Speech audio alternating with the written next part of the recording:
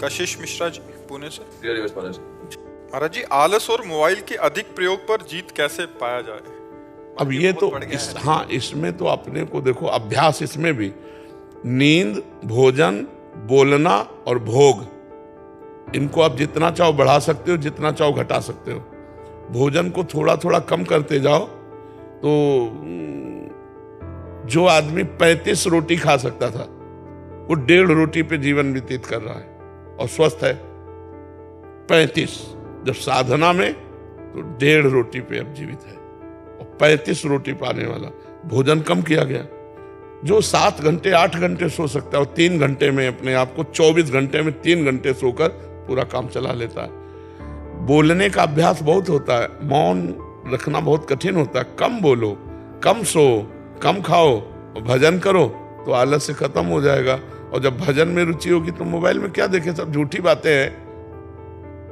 कोई सीरियल है, कोई सिनेमा है, कोई नोटंकी, सब झूठी बात है। क्या देखना है उसमें?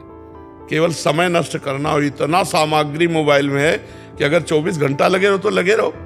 फेसबुक है और कौन, हाँ इंस्टाग्राम, जो का, हाँ ये सब इसी में लगे रहो, इसी में। पहले मैं चलाता फोन बहुत, बाद में मैंने आपका चैनल सब्सक्राइब किया। जब भी बोलता हूँ चैनल हो तो पूरे फोन में सिर्फ आप ही आते थे 24 घंटे। हाँ, अगर सत्संग सुनोगे तो बुद्धि शुद्ध रहेगी। उससे मुझे 6 महीने में इतना फर्क पड़ा कि मतलब कि पहले सिर्फ मैं नेगेटिव पूरा वैसा था। कश्मीर मेरी पोस्टिंग है बैंक में जी, वहाँ रहना मतलब कि अकेले कश्मीर में वैसा माहौल भी नहीं है वहाँ, मतलब कि रहना वैसे। अब सिर्फ राधा नाम सुबह सुबह लो, उसका आपने कहा चतुरासी जी पढ़ो, वो पढ़ो, फिर सब करो। मतलब कि अपने बुक बोलती साधक संजीवनी, वो पढ़ो। उससे मतलब कि इतना थोड़ा पॉजिटिव होता है फिर कि बस जो है बस यही है। बहुत सुंदर, बहुत सुंदर, बहुत सुंदर। ऑनेस्टली ऐसा होता है कि जैसे आपका रील देखते कोई, ठीक है, तो फिर एकदम उत्साह होता है कि अब इस सुबह 4 बजे उठेंगे। 4 बजे का अलार्म भी लगा दूंगा मैं, और इतना घंटा मतलब माला करना है, मोबाइल सिर्फ आधा घंटा यूज करना है, वरना स्विच ऑफ करके रखना है। और 4 बजे का अलार्म 5 बजे, 6 बजे, 7 बजे। हमने जीवन में कभी अलार्म नहीं लगाया। 1 बजे जगते, मतलब 1 बजे जगते नहीं, 1 बजे तुम शौचालय में जाते, कहो 11 बजे जग जाए, कहो 12 बजे जग जाए, कहो 11:30 बजे जग जाए। कैसे उठा जाता है? ऐसे थोड़ी उठा जाता है कि रजाई से झांक लिया, घड़ी देख लिया। पहला काम रजाई फेंको, पहला काम रजाई को फेंको और उठ के बैठ जाओ। और अगर झपकी आने लगे तो उतर के खड़े हो जाओ, टहलो, पानी पियो, शौच स्नान करो, फिर अपने साधन में लग जाओ। अलार्म थोड़ी उठाता है। अब और हम कह रहे हैं कि आप संकल्प करके लेटो कि मैं 3:30 बजे उठूं, तो आप देखोगे आपकी आंख खुलेगी और घड़ी में देखोगे 3:30 बजे। वो परमात्मा आपके संकल्प की पूर्ति कर। कभी घड़ी और अलार्म ये सब करो, अपने समय से उठ जाओ। अभ्यास से ऐसा हो जाता है। तो इसके लिए थोड़ा मेहनत करनी पड़ेगी कि अब जैसे अलार्म बजा, सुना तो तुरंत उठ जाओ, एकदम उठ जाओ, बिल्कुल आलस्य मत करो। ऐसा करो, पहले बिस्तर से हटो, रजाई फेंक दिया, बाहर हो गए और फिर एकदम मुंह आदि धो करके फिर नाम जप करने लगो, जो अपनी दिनचर्या में लग जाओ। 4 बजे तो बहुत कम है, 4 बजे तो यहाँ सत्संग शुरू होता है। लोग रोड में रात्रि में कैसे खड़े रहते हैं, तो पूरी रात भर लोग खड़े रहते हैं। तो हमें लगता है अगर हम अभ्यास करें तो हो सकता है, ठीक है। और मोबाइल का हम ये नहीं कह रहे कि आप बिल्कुल घंटा आध घंटा नियम रखें, हर समय मोबाइले में चिपना। आजकल तो ऐसे लोग कि गाड़ी भी चला रहे हैं तो मोबाइल का प्रयोग कर रहे हैं, मरोगे और मारोगे। गाड़ी चलाते समय मोबाइल का बिल्कुल प्रयोग नहीं करना चाहिए। ऐसे में लगे तो कहाँ 1 सेकेंड में सामने वाला तुम्हें ठोक देगा या तुम सामने वाले को ठोक दोगे। मोबाइल बहुत अच्छी चीज है, बहुत बुरी चीज है, दोनों बातें। अच्छी चीज है कि आप अच्छे उसमें से चैप्टर ले सकते हो, प्रसंग ले सकते हो, समय पर आप किसी को फोन कर सकते हो। बचाव पक्ष में बहुत है और फंसाव पक्ष में भी बहुत है। तो इसलिए विवेक का प्रयोग करो, अच्छा ग्रहण करो, बुरा का त्याग कर दो। अभ्यास युक्त रहो जिससे आपकी नींद आदि नियत समय पर हो जाए। कै बजे सोते हो? जब आप उठते हैं। जब आप उठते हैं तब से। वैसे तो भले आदमी 5-6 बजे भी उठ जाते हैं, कोई तो 11 बजे तक सोते हैं।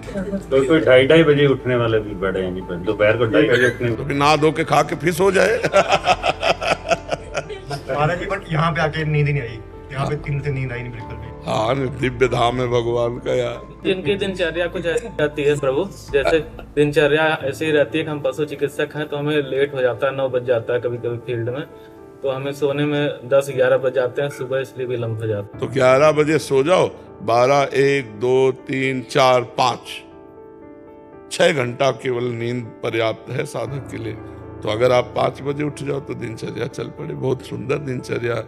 अभी देखो 7:15 बजे हैं, अभी लग रहा है कि सूर्योदय होने वाला है। नहीं, अब लग रहा है कि सूर्योदय होने वाला है। तो हमें लगता है अगर 5 बजे भी उठ जाओ तो पर्याप्त है। 6 घंटा सोना चाहिए गृहस्थ आदमी को। साधु महात्माओं को 3 घंटा 4 घंटा जितने में निपटा ले। फोन आने लगता है इमरजेंसी केस का, हम लोग तो ऐसे उठ जाते हैं 5 बजे। पशु परेशान जो रहते हैं उनके पास बिल्कुल बिल्कुल नाम जप करते हुए और आप पशु सेवा में जाओ, बहुत बढ़िया है। एक हमारा प्रश्न है जी। कभी कभी हमें कुछ ऐसे पशुओं का इलाज करना पड़ता है जिनका पशुपालक बस मांस भक्षण है उनके लिए करते हैं, तो क्या उनकी हमें इलाज करने में कभी कभी लगता है हम अप्रत्यक्ष रूप से पाप के भागीदार तो नहीं हो रहे हैं? लेकिन आप तो उसके रोग निवारण के लिए जो गए हैं, वो हत्या के लिए पाल रहे हैं, स्वस्थ करके उसका मांस खाना चाहते हैं। लेकिन आपका उद्देश्य ऐसा नहीं है। आपका उद्देश्य केवल पशु को स्वस्थ करने का है। आपको आगे की बात नहीं सोचनी है। आपके पास मन में बड़ा व्यथित होते हैं कि हम इसको यहाँ बचा रहे हैं लेकिन आगे चल के इसको और हाँ, पर आगे की बात ना सोचो। वर्तमान के प्राप्त सेवा को आप केवल उस समय देखो कि इस समय इस पशु को मुझे बचाना है, मेरा कर्तव्य है इसे दुख रहित करना। आगे भगवान जाने।